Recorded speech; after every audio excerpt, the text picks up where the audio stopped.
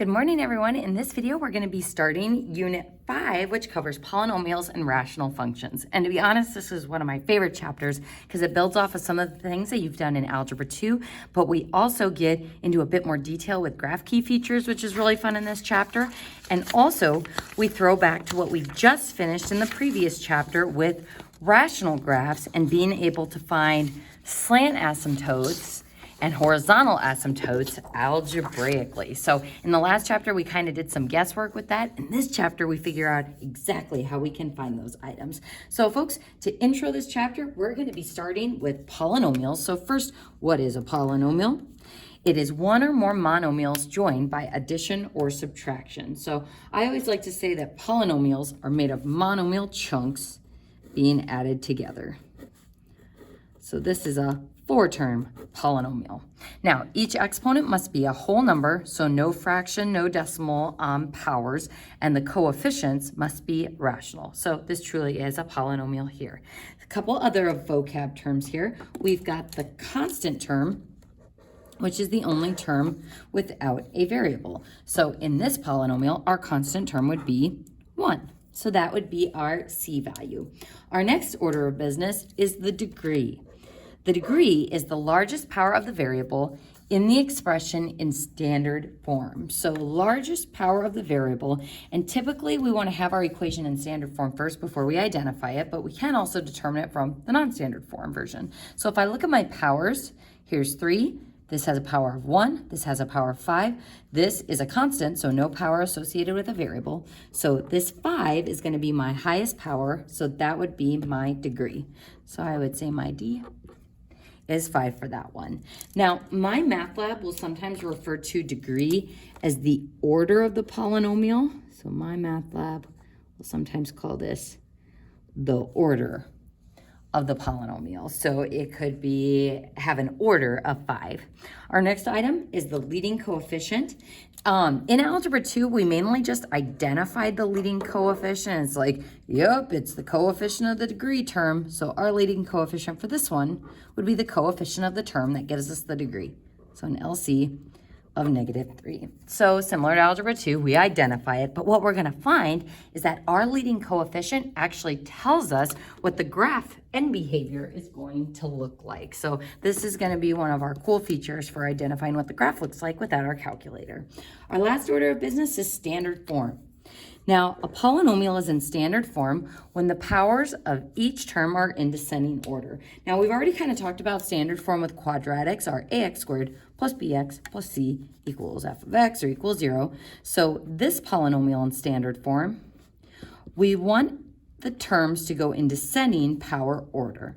So f of x or y equals, my highest power term is the -3x to the 5th. Our next highest power term would be the -2x cubed, and then our plus 8x, and then our plus 1. So this would be what our equation looks like in standard form. And standard form is just nice because it's a lot easier to pull out the degree from the first term and the leading coefficient from the first term as well. So it has its benefits, and it's considered the proper way of typing the equation in. So folks, in this very first section, we're going to be writing each polynomial in standard form and identify the degree of the polynomial and the leading coefficient, degree and leading coefficient. And we're going to get these polynomials by doing some function operations. So folks, looking at A, this is a polynomial because it has many terms, but this is currently in factored form. So I've got something times something else. Or you can think of it as multiplying polynomial parts together. So to multiply these, we are going to distribute or superfoil this expression. So I'm going to start by taking that first term, the 7r squared, and distributing it to, not to that. This pen is running out. Let's use a different pen. We're going to distribute to this first item in the second parenthesis and the other item in that parenthesis. So 7r squared times 2r is 14r cubed, and 7r squared minus 4, or times a -4 is -28r squared. Moving on to our next distribution, we're going to take this term and distribute it into the other parenthesis. So negative 6r times 2r is negative 12r squared, and negative 6r times negative 4 is positive 24r. Then to our last term, we've got negative 6, and we're going to distribute it to the 2r and to the negative 4. So negative 12r plus 24. So I call this superfoiling because we take every item in the first parenthesis and distribute it to every item in the second parenthesis. So there's no front, outside, inside, last like there is with foiling, but distributing it as everybody gets everything is how we go about simplifying this. Now, is this my final answer? No, because we can simplify this expression by combining our like terms. So we're going to do two things here. We're going to combine our like terms while writing it in standard form. So I'm going to start with my highest power term, the 14r cubed. Does it have any buddies that we can add to it? Nope. So that's going to be my first term. Then I have negative 28r squared and negative 12r squared, giving me negative 40r squared. And then we've got 24r and negative 12r, giving me a positive 12r. And then we've got plus 24. Folks, for showing my work, notice that I'm not crossing things off as I'm combining like terms. This is just nice for old Mrs. Cairo to look through and see partial credit-wise and multiplying-wise, how did you do on these problems? So find a way to make sure you have combined all your like terms without crossing off the beautiful work that you did. So folks, that is our polynomial in standard form. So our degree, or our highest power, is 3. And the degree also, we're just identifying here, but later your degree will tell you the number of solutions or x-intercepts a polynomial will have. And it also is going to tell us what the graph will look like, just like that lead coefficient or leading coefficient, which for this one would be 14. Moving on to the next problem. Folks, are we going to superfoil here? No, because these two polynomials are joined by subtraction. So how do we go about adding or subtracting these polynomials together? I would distribute that negative into that second parenthesis, so negative 2x cubed minus 8 plus 4x to the 5th. And then I'm just going to copy down that first polynomial below. And now from here, we're going to combine our like terms while putting it in standard form. So I hunt for my highest variable power, which is the 4x to the 5th.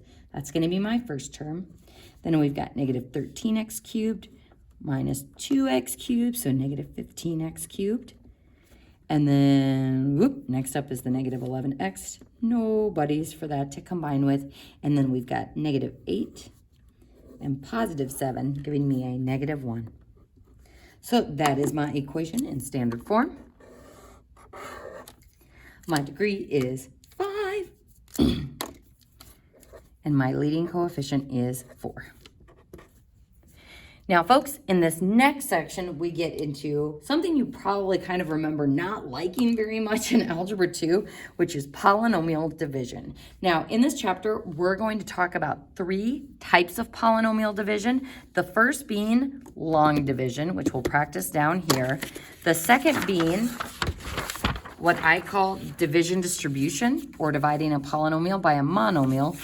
And then the third is synthetic division. So there's different times where we are restricted to using one of these, but long division we can use anywhere. So even though it's kind of annoying to get the hang of the process, it's still really important, and we will later use this to find equations for slant asymptotes.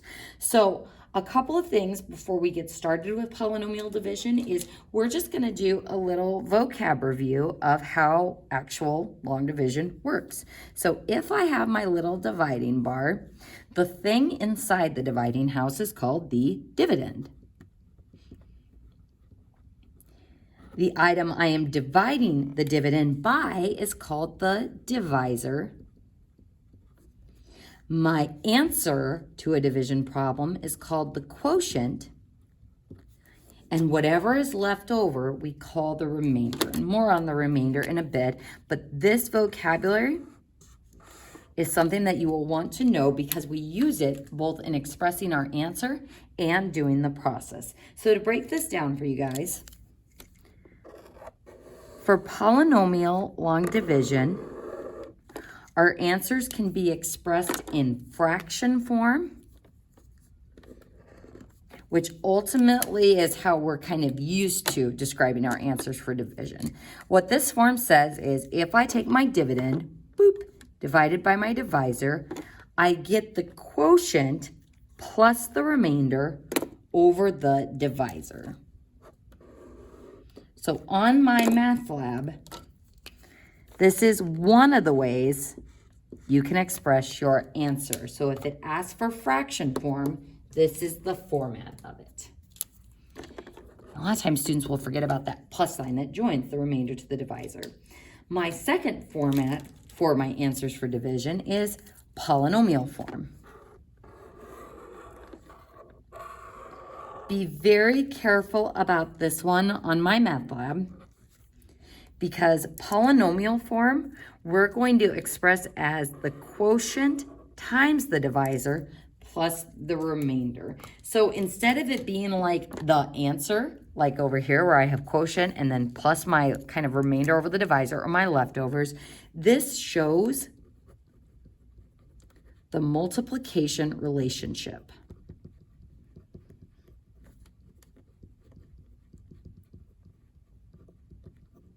So it says, if I were to try to get my dividend, I would have to multiply my quotient times the divisor and then add the remainder to it. So my MathLab often will show the dividend equals, and then you would write your final answer as such.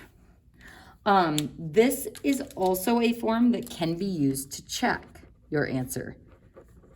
Can be used to check to make sure that your quotient is correct. Now, folks, if I were you, I'd be looking at this going, ooh, it's a lot of vocab, Mrs. Cairo, and that's kind of a tough form to keep track of. So before we get into the actual division of polynomials, we're just gonna do a nice, easy example with dividing numbers. So first, 183 divided by 4. The thing I am dividing is called the dividend. Now, in middle school, you were probably taught your dividend is always the biggest number, but it's not always going to be the case with polynomials. As you can see over in problem B, these are both 3 terms long, but it's the first one that is the dividend. So your first item, when it's written horizontally like this, is always the dividend. The dividend can also be on the top if it's written in fraction form. So 183 is the dividend, divided by 4, that's my divisor. And then this will be equal to my quotient, or the answer, when I divide it. All right, folks, so I'm gonna go ahead and hug my work to the left side here.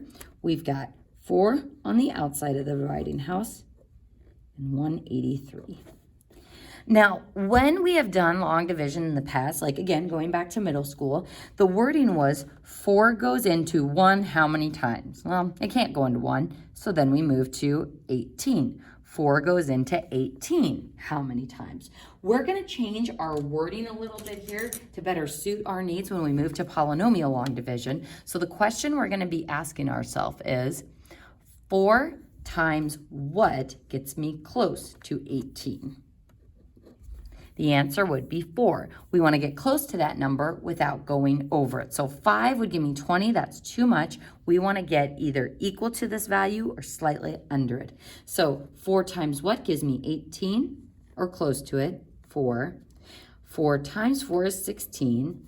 And then does anyone remember what our next step is? Division is essentially repeated subtraction. And to get us in our polynomial habits, we're going to go ahead and put that in parentheses and subtract it. So we subtract 18 minus 16 and we get 2. And your brain is probably telling you that next you move down the next digit.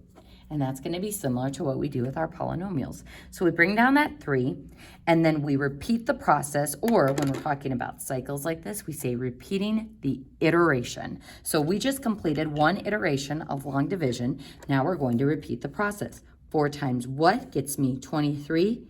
5 gets me really close. So 5 goes on the dividing house, and then 5 times 4 is 20 is what we write down below. Enclose in parentheses and subtract, and we get 3. Now, a lot of times you'd start putting decimals and start carrying down more and more digits, but sometimes in middle school, you would just circle that 3 and write 45R3 by this. Well, 45R3, mathematically, it's like, well, is that a decimal? Is it a fraction? Like, what does that remainder 3 actually equal? This is where having a mathematical way of describing the remainder in terms of our original polynomial is important. So if 3 is my remainder, so after I have brought down everything I can, and 4 can't go into 3, or 4 times something isn't going to give me 3 without involving a decimal, we are now ready to write our answer in fraction form. So fraction form says we're going to say that this division, 183 divided by 4, is equal to my quotient, 45, so quotient, plus the remainder, which is 3, over my divisor, which is 4. So we get 45 3/4. So this is what fraction form looks like. So that format from above. So 3, again, is my remainder. 4 is my divisor. So plus the remainder over the divisor. Now, what I want to show you is the reason why this format makes sense and why it's a mathematical way of describing our answer.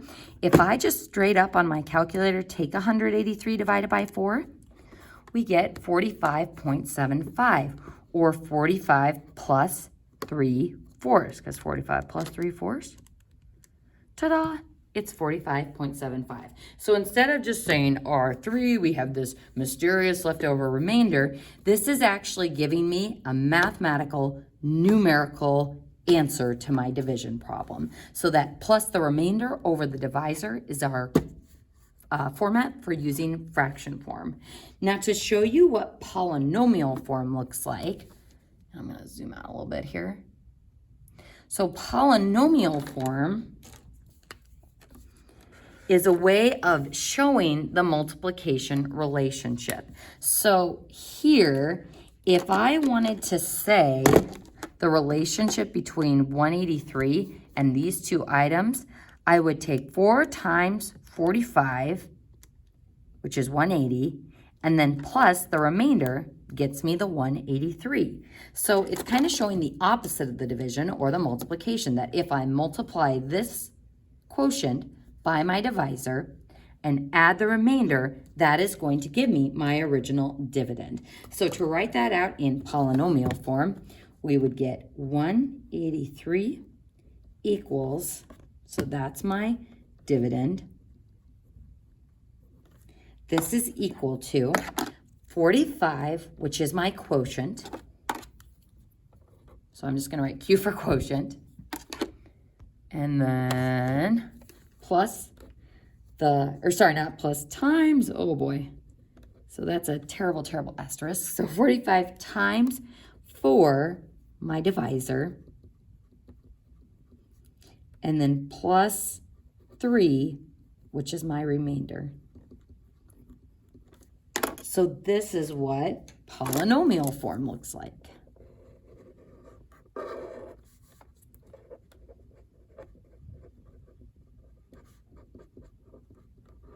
And it shows that if I take my quotient times the divisor and add the remainder, we get the original dividend, or the original item under our dividing house. So both of these forms are important. Both of them you'll be responsible for knowing on my math lab and on the test. On the written homework, I'm mainly looking for fraction form. This is the one you encounter most out in the wild. And if you're doing the division, this just kind of makes the most sense to express your answer that way. But understanding the polynomial form for the relationship between those items is going to be important for the My Math Lab. Things to be careful of is sometimes My Math Lab will give you the dividend equal to the polynomial form. Other times I think you would have to write the 183 equals. So just be careful as you are looking at those, the formatting of the answer on My Math Lab, to make sure you are doing those problems correctly. So folks, we're gonna go ahead and draw a line. and we're going to go ahead and jump into our first polynomial problem. Now, before we get going, there's something that's unique to polynomial long division. We will need to check for power placeholders. And it's important to check for this before you even start writing things under the dividing house. So check for power placeholders. So I'm first going to look at my dividend. We start with a power of 4, then we go to a power of 1, and then we go to our constant. Now, it will make sense why we need these power placeholders once we start doing an actual problem. But for right now, I want you to just take this at face value that we are going to need to put something in for my missing powers. So currently, I am missing 0x cubed and 0x squared. So putting these placeholders in, am I changing the value of that polynomial? Absolutely not. But I need these zeros here because of how the digits or the monomial terms are going to line up for long division. So as we start this process, you'll start to see why these zeros are important. Now, as I look at my divisor, these go to 1, constant. There are no missing powers in this individual expression, so we are good to go. We are good to set up our problem. Now, folks, some advice. When you set this up, I would leave like a finger's worth of space so you can write your quotient on top of your dividing house, and I would hug your divisor as close to the left as possible. So x squared plus 2x plus 1, that's my divisor, and then the dividend, the first term, goes in the dividing house. So 2x to the 4th, and then my placeholder plus 0x cubed, my other placeholder 0x squared, and then plus 3x minus 1. So here's our setup. Now, what's complicated about this is our divisor has 3 different terms in it. When we start this dividing process and we're trying to figure out what's going to go on the dividing house, we focus on what I call the leader term, which is the first term in standard form.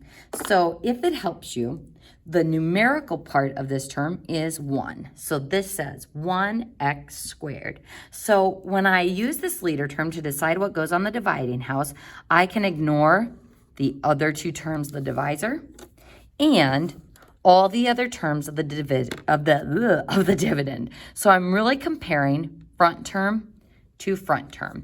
So the question we want to ask ourselves is 1 times what gives me 2? Well, easy enough, 2. And then we look at our variable. X squared times what on the dividing house would give me x to the 4th. That would be x squared. So the leader term decides what goes on the dividing house so that we can get a match for that first term.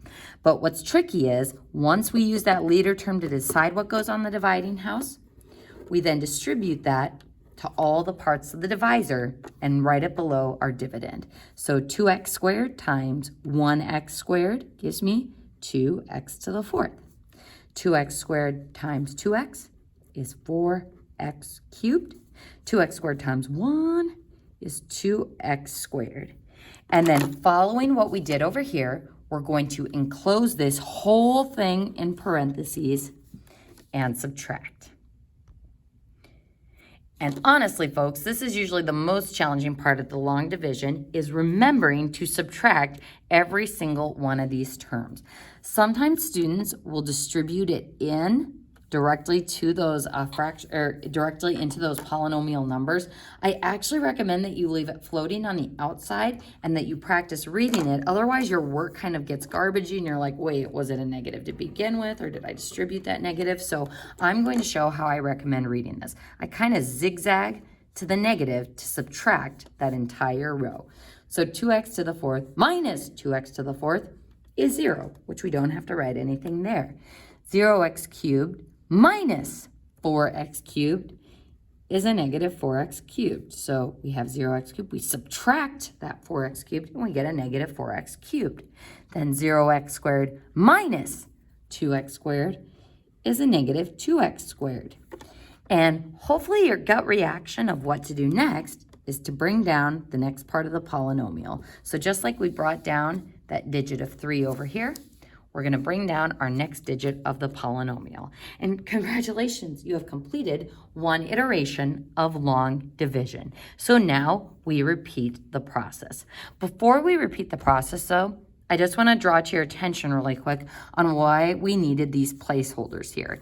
If I didn't have those zeros, I would have had 3x in this slot.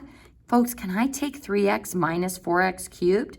No, they're not like terms. So we need these placeholders so that I have corresponding powers lining up so that I can actually carry out the subtraction. So this is why we need those placeholders, but if you're worried about missing one, if you go to do the subtraction, it's like 3x minus 4x cubed, those aren't like terms. I can't be doing that, which means I gotta have a placeholder for that power of 3. So that is the purpose of those placeholders. So deep breath. Let's go ahead and do our next iteration. So we ignore these tag-along terms and we look at our leader term. We ignore everything but the first term of our new line and we say 1x squared times what on the dividing house gives me 4x cubed. So I usually find it helpful to just do the number first and then the variable. So 1 times what gives me negative 4, negative 4. X squared times what gives me x cubed and x. So my leader term decides who goes on the dividing house, but then I multiply this by the leader and also those tag-along terms to get my next line in the division process. So negative 4x times x squared, negative 4x cubed. And there's our match. Negative 4x times 2x is negative 8x squared. Negative 4x times 1, negative 4x. And close in parentheses and subtract everybody.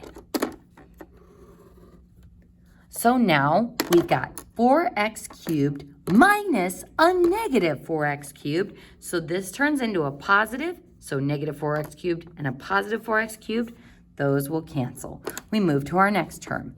Negative 2x squared minus a negative 8x squared. Those turn into a plus. So 2x squared plus 8x squared, sorry, negative 2x squared plus 8x squared is 6x squared. 3x minus a negative 4x, so plus 4x, gives me 7x. And then just like with regular long division, we bring down our next item. And we have completed our second iteration. Folks, let's go ahead and do our last iteration. How do we know it's going to be our last? Well, because we won't have any more terms to bring down after this negative 1. So we cover up our tag-along terms. We cover up everything but the leader term of what is left. And we say 1 times what gives me 6? 6. So plus 6. X squared times what gives me x squared? Well, 1. So we're just going to have 6 on our dividing house. So times the leader term, 6x squared, times the tag-along terms, 12x and 6, and close in parentheses and subtract. So 6x squared minus 6x squared is 0. 7x minus 12x is a negative 5x. And folks, I'll be honest, a lot of times students will do that annoying subtraction right the whole way through, and they'll goof the last term and say positive 5 here when it should be a negative 7. So as you are working through the written practice set, be very, very careful that you take your time and subtract every single one of those terms. So folks, we don't have anything else to bring down, so there's our remainder. So now we are ready to write our answer in both fraction form, I better zoom out here, in both fraction form and polynomial form. So let's start with fraction form because that says dividend divided by divisor, so this business divided by that business, gives me my quotient. So the 2x squared minus 4x plus 6. and then plus the remainder, which is negative 5x minus 7, over the divisor, which is the x squared plus 2x plus 1. So this is my answer in fraction form. Be very careful when you are typing it like this in My Math Lab, because you have to include that plus sign in between that remainder over the divisor fraction and the quotient. Otherwise, you just have 44 and then this mysterious floating 3/4 where it's like, wait, do you want to multiply those together? No, we want to add them together. So that plus sign is necessary, which is why I have it circled in both fraction form and polynomial form. So that's fraction form. Now in polynomial form, we say that the dividend, which is 2x to the 4th plus 3x minus 1, and notice that I'm leaving the placeholders out here because we don't really need them when we're writing our answer. So my dividend is equal to the quotient, the 2x squared minus 4x plus 6, times my divisor, which is the x squared plus 2x plus 1, and then plus the remainder, which is the negative 5x minus 7. So notice that I trapped each of those individual parts in parentheses. This shows that if I were to multiply this one times this one and add the remainder, that we would get that original dividend. So it's kind of some nasty foiling work, but I think it's worthwhile to show you that this is how you can check your answer. So you don't have to do this. You're not going to be responsible for like actually doing this on any of the problems. If you're not interested in seeing how this works, you can go ahead and stop this video and move on to the next one. But I just want to show you that polynomial form is a way of checking your work. So we've got 2x to the 4th plus 3x minus 1. And we want to verify that this product plus the remainder will give me this original dividend polynomial. So folks, I'm going to start by distributing. So 2x squared times x squared, it's 2x to the 4th. 2x squared times 2x is 4x cubed. 2x squared times 1 is 2x squared. Then I'm going to distribute the negative 4x. So negative 4x times x squared, negative 4x cubed. Negative 8x squared. And then negative 4x. And then I'm going to distribute that 6 to everybody. So 6x squared plus 12x plus 6. And then plus the negative 5x minus 7. Oof. So from here, it's just a whole mess of combining like terms. So we've got 2x to the 4th. And then 4x cubed minus 4x cubed. Oh, goodbye, x cubes. Then 2x squared minus 8x squared is negative 6x squared plus 6x squared. Those cancel as well. Then I've got negative 4x plus 12x is 8x. So negative 4x and 12x is 8x. And then minus 5x is 3x. And then 6 plus a negative 7 is negative 1. And all that super foiling work to show that my dividend truly is equal to the product of my quotient times the divisor plus that remainder. So again, folks, if you're worried about making a mistake with this long division process, this is one of the benefits of polynomial form, is it shows that multiplication relationship and how you could check yourself. In the next video, we'll be moving on to the next page.